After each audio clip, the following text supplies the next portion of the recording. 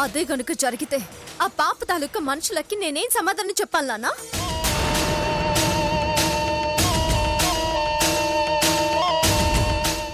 నా ప్రాణం కాపాడిన తల్లి నీ పాప శవాన్ని నీకు బహుమానంగా ఇచ్చాను అని చెప్పనా?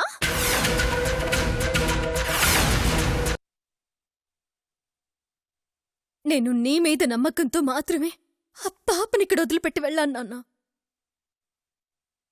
కానీ నువ్వు కూడా సిరి, అసలు ఏం జరిగిందని ఇంత రాద్ధాంతం చేస్తున్నావు? పాప క్షేమంగానే ఉండాది, మీ మామ పొలం క్షేమంగానే ఉండాది. నష్టం ఏదైనా జరిగినదంటే అది నాకే. మీ అమ్మ వల్ల ఆ పెద్దిరెడ్డి ముందు మా పరువు పోయినది. వాడు నా ఇంటికొచ్చి నన్నే బెదిరించి వెళ్ళినాడు. మీరు చేయలేని పని తను చేశాడు నాన్న. తప్పేముంది? ఏయ్, పగోళ్ళని పొగిడితే మా రక్తం ఇంకా మరిగిపోతాది. మమ్మల్ని కావాలని రెచ్చగొట్టకు. నేనింకా రాక్షసిలా మారిపోతాను. కొత్తగా మారాల్సిన పనిలేదత్తా. నువ్వు ఆల్రెడీ రాక్షసివే, బ్రహ్మ రాక్షసివి. సిరి,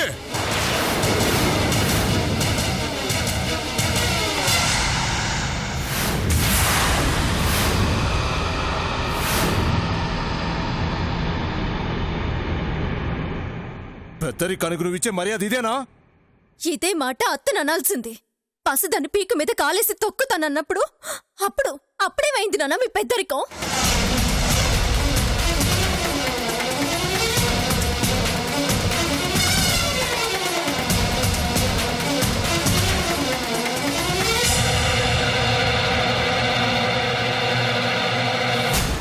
సరే, మీకు పగే ముఖ్యం, ఒప్పుకుంటాను. కానీ మీ పగలోకి ఆ పసిదాన్ని ఎందుకు లాగడం? దానికి మీ పగకి ఏంటి నాన్న సంబంధం? అంటే డబ్బు కోసం ఏమైనా చేస్తారా? మాకు డబ్బు కాదే ముఖ్యం. ఆ పెద్దిరెడ్డికున్న ఆస్తి కొల్లగొట్టడమే మా ఉద్దేశం. అలా అయితే నేరుగా వెళ్లి అతన్ని ఎదుర్కోవాలి, అంతేగాని ఇలా పసిదాన్ని అడ్డు పెట్టుకుని సాధించాలని చూస్తే చేతగానితనం అవుతుంది. నార్మాయ్, ఏం తెలుసా నీకు? నోటికొచ్చినట్టుగా మాట్లాడుతున్నావు. 25 ఏళ్లుగా పగతోనే బతుకుతున్నావు. మాకు తెలుసు అందులో బాధేంటావు. నీకు తెలీదా? తెలుసుకోవాలని కూడా నాకు లేదు.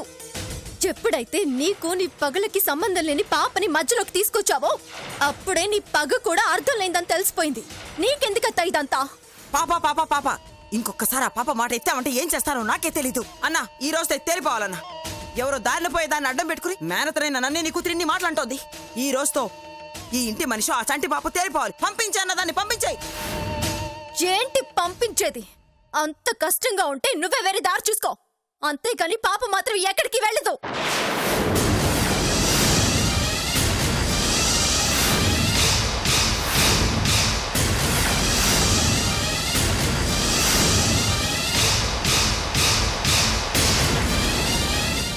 అయితే నేనే వెళ్ళిపోతాను. సంతోషం.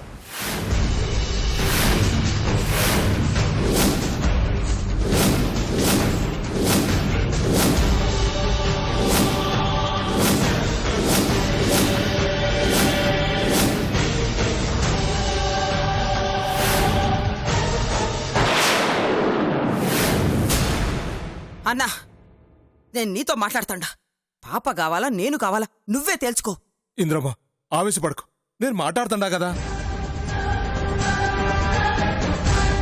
సిరి, తను నా చెల్లి. తన మనసు బాధపడితే నేను చూడలేను. పాపను పంపించేయి. కుదరదు. మొండికేక సిరి, నా కోపం వస్తే ఇంకో రకంగా ఉంటాది. నేను నీ కూతుర్నే నాన్న, నేను మొండిదాన్నే. ఇదంతా కాదన్నా, తెలిసి చెప్పాయి. పాప కావాలన్నా నేను కావాలన్నా. ఇంద్రమ్మ, నా మాట వినమ్మా. వినను. పంతానికి వస్తే నీ చెల్లెలు ఎట్లాంటితే నీకు బాగా తెలుసన్నా. కట్టుకున్న భర్తని కన్న కొడుకుని కూడా వదిలేసి బతుకుతున్నా. నేనేమైనా చేయగలను. ఇంద్రమ్మ, ఇంద్రమ్మ, ఆగమ్మా. నా మాట వినమ్మా. నా మాటిను. ఇంద్రమ్మ, ఆగమ్మా. ఇన్నేళ్లు పగ కోసం దాని జీవితాన్ని నాశనం చేసుకుని మనతోనే ఉండాదిరా. అది వెళ్ళిపోతా ఉంటే మౌనంగా ఉంటావేంట్రా? సిగ్గులేదు? ఇంద్రమ్మ, నిన్ను కాదని నీ అన్న ఏనాడు ఏ పని చేయలేదు, చెయ్యడు కూడా. నువ్వు నా ఇంటి సంతోషానివమ్మా. నువ్వు పోతానంటే చూస్తూ ఊరుకోనికి నేనే శాతగానివాణ్ణి కాదు.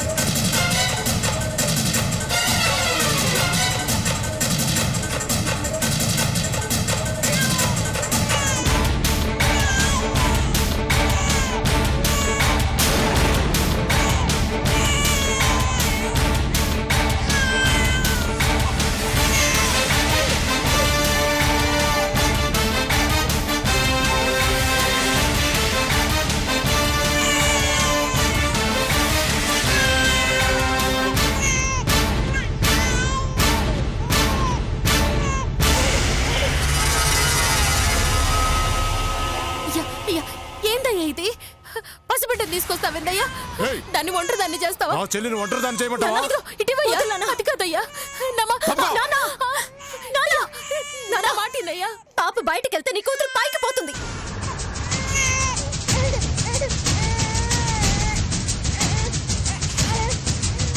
అయ్యో సరే సరే, నా మాటినవే.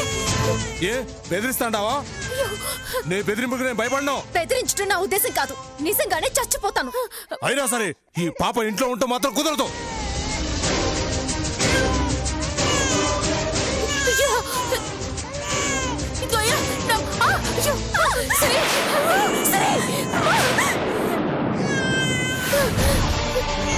సరే.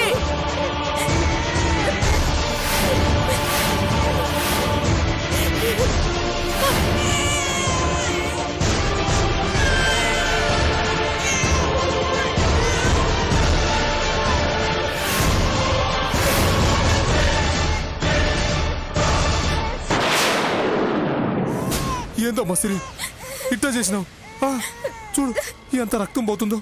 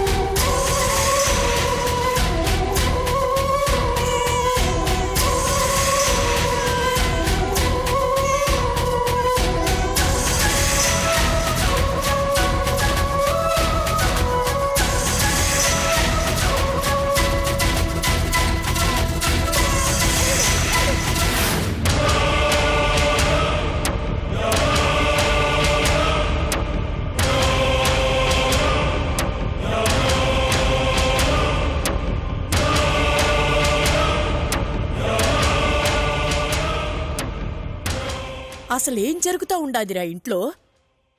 మనలో మనం కొట్టుకు చావడం ఏందిరా? ఇంట్లో ప్రశాంతత లేకుండా పోయినది. అంతా నీ కొడుకు వల్లేనమ్మా. కూతురు చాలా దినాల తర్వాత తిరిగి వచ్చినది కదా అని దాన్ని నెత్తిన పెట్టుకుని పల్లెత్తు మాట అన్నీకుండా చేసినాడు. అది అలుసుగా తీసుకుని అది రెచ్చిపోతా ఉండాది. చిన్న పెద్ద తేడా లేకుండా నోటికొచ్చినట్టు మాట్లాడుతా ఉండాది. చిన్నపిల్లలు ఏంద్రమ్మా, దాని మాట నువ్వు పట్టించుకుంటావేంది? చూసినావమ్మా, మళ్ళీ దాన్ని వెనకేసుకొస్తా ఉండాడు. అంతేలే, ఎంతైనా నేను పరాయిదాన్నే కదా. అట్టా మాట్లాడుకింద్రమ్మా. నాకు సిరి మీద ఎంత ప్రేమ ఉండాదో నీ మీద కూడా అంతకంటే ఎక్కువ అభిమానం ఉండాది.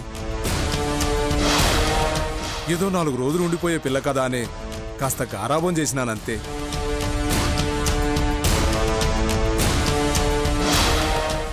అయినా అది తెలిసి తెలియక వాగితే నువ్వు దాని మాటలు పట్టించుకుని ఇంట్లో నుంచి వెళ్ళిపోతానంటావేంటింద్రమ్మా? సిరి ఇంట్లో పెరగలేదు కాబట్టి సిరికి మన పగార్థం కాదు. మన బాధ తన మనసుకు పట్టదు. అందుకే మనం ఏం చేసినా తనకి తప్పుగానే కనిపిస్తుంది.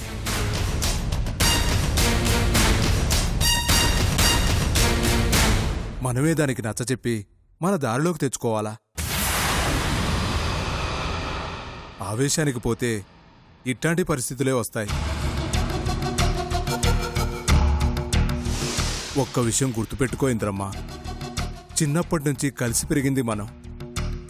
పగ కోసం కలిసి ఉంటుంది మనం. ఎప్పటికైనా మన ఆలోచనలు ఆశయం ఒకటే. ఎవ్వరి కోసం అవి మారవు. కాకపోతే పగోని ప్రాణం కోసం మనోళ్ళని బాధ పెట్టడం ఎందుకని కాస్త వెనక ముందు అవుతుండాను.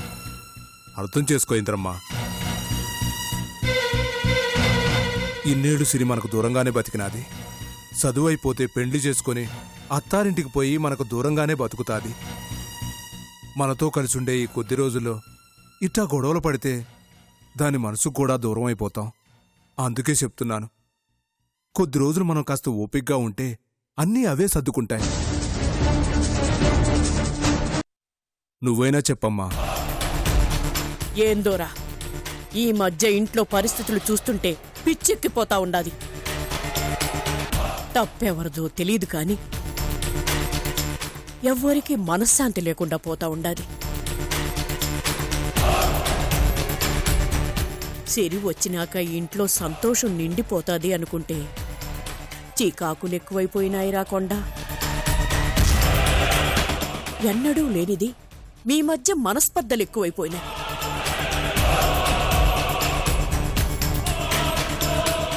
ఇదంతా చూస్తుంటే నా మనసేదో కీడు శంకిస్తా ఉండాది.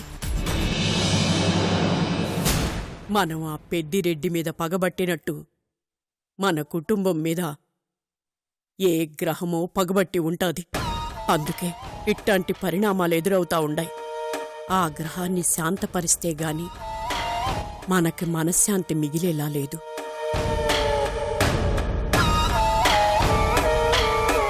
రే కొండ, వెంటనే పంతుల్ని పిలిపించరా. పంచాంగం చూసి పరిహారం చెప్తాడు. అట్టాగేనమ్మా. అట్టాగాని విగ్రహంలో నిలబడ్డావేంద్రా, వెంటనే పంతులకు ఫోన్ చెయ్యి.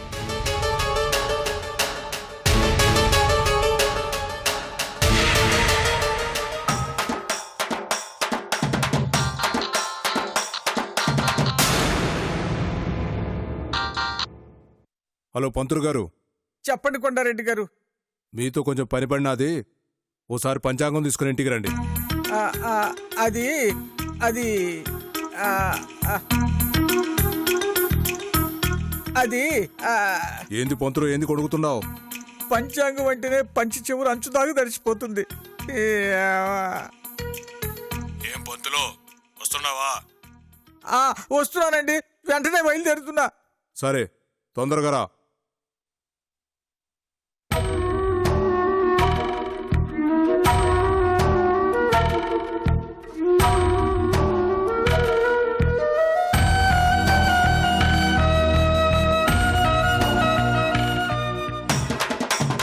నమస్తే పంతులు గారు, మీ ఇంటికి వెళ్ళి వస్తున్నాను. ఎందుకో? అదే నా జాతకం. నా జాతకం తల్లికి నేను ఏడుస్తున్నాను. జాతరలో తప్పిపోయిన పిల్లోళ్ళ ఉంది నా పరిస్థితి.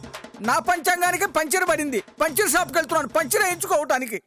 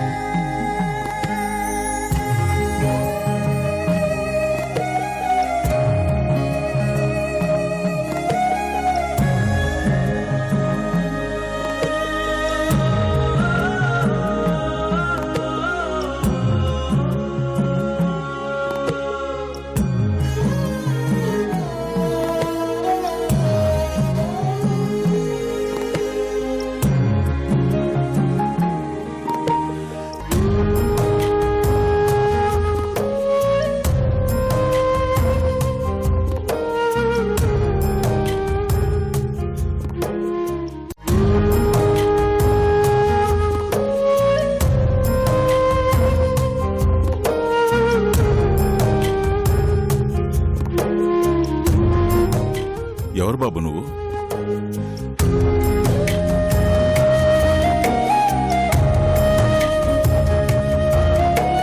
నా పేరు సంజయ్ అండి. మనోహర్ గారు పంపించారు. నువ్వేనా?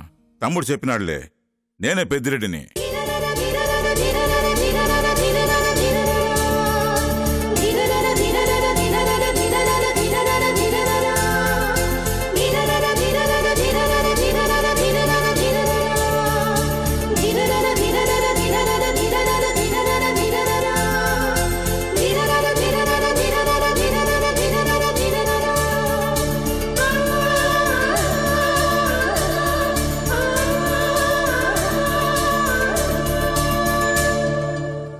ఆడికెళ్ళి కూర్చో బాబు. ఓకేనండి.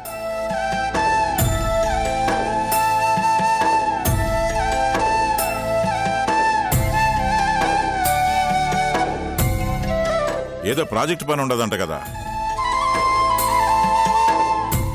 అవునండి, చిన్న రీసెర్చ్ చేయాలి. నేను తీసుకున్న కాన్సెప్ట్కి ఈ ఏరియా అయితే సూట్ అవుతుందని సెలెక్ట్ చేసుకున్నాను. అవన్నీ నాకేం అర్థమవుతాయిలే గాని నువ్వు ఏ పనైనా చేసుకో, ఎన్ని దినాలైనా ఉండు, ఈ ఇంట్లో నీకేం అభ్యంతరం లేదు. థ్యాంక్స్ అండి. అవన్నీ ఎందుకు బాబు, మా మనోహర్ పంపినాడంటే నువ్వు మా మనిషివే.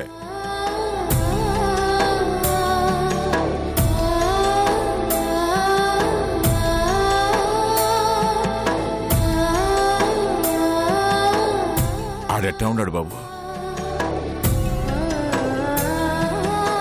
బాగున్నారండి. చూసి చాలా ఏళ్ళైంది.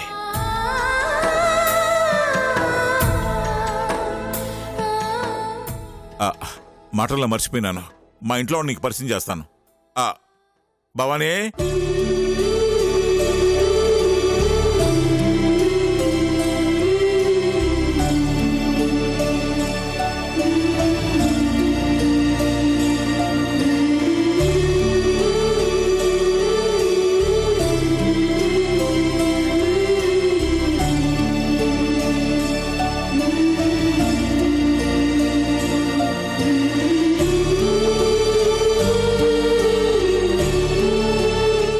నా భార్య బాబు.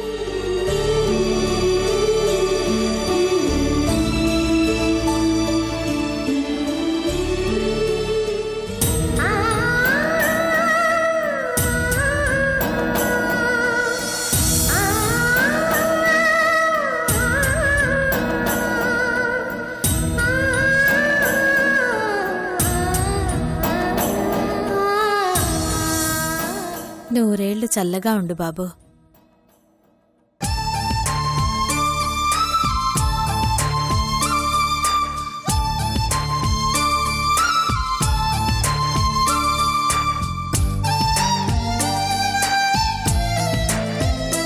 అమ్మా వైషు, సూర్య,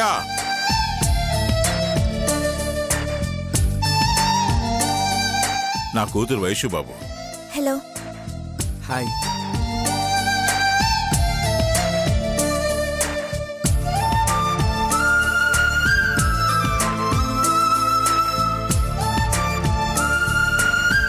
నా మేనలుడు సూర్య. హాయ్. హలో. చిన్నబ్బాయి కూడా ఉండేవాడు, వాణ్ణి ఈ మధ్యన హాస్టల్లో చేర్పించినాం. మిమ్మల్ని మొదటిసారి చూస్తున్నా మనసారా అమ్మా నాన్న అని పిలవలేకపోతున్నాను. నేనే మీ కొడుకునని చెప్పుకోలేని పరిస్థితుల్లో రావాల్సి వచ్చినందుకు చాలా బాధగా ఉంది నాన్న.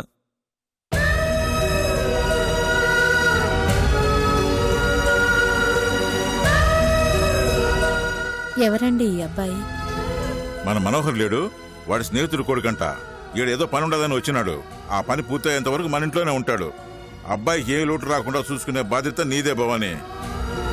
అంటే కొడుకులాగా చూసుకోవాలి, అంతే కదా? లాగా కాదు, సొంత బిడ్డలాగా చూడాలా.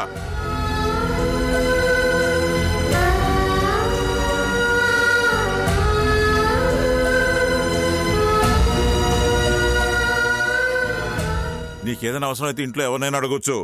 అస్సలు మొహమాట పడొద్దు, సరేనా? మీ అమ్మా నాన్న ఏం చేస్తుంటారు బాబు? వాళ్ళు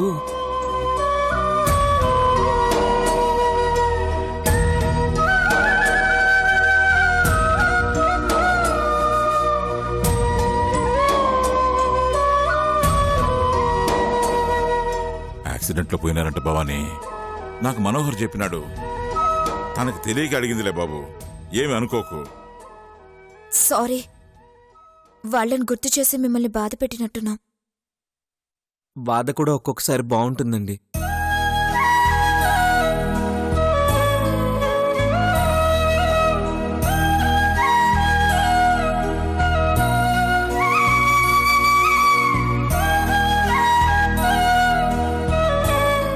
బాధ బాగుండదు బాబు.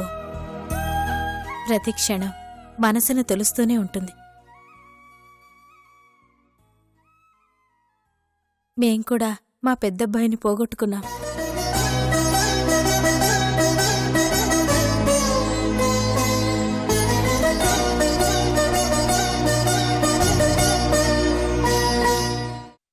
అందరి జాతకాలు బాగానే ఉన్నాయి. ఒక్క ఇంద్రానమ్మ జాతకంలోనే కొన్ని ఇబ్బందులు ఉన్నాయి. అందుకే ఈ ఇంట్లో చికాకులున్నాయి.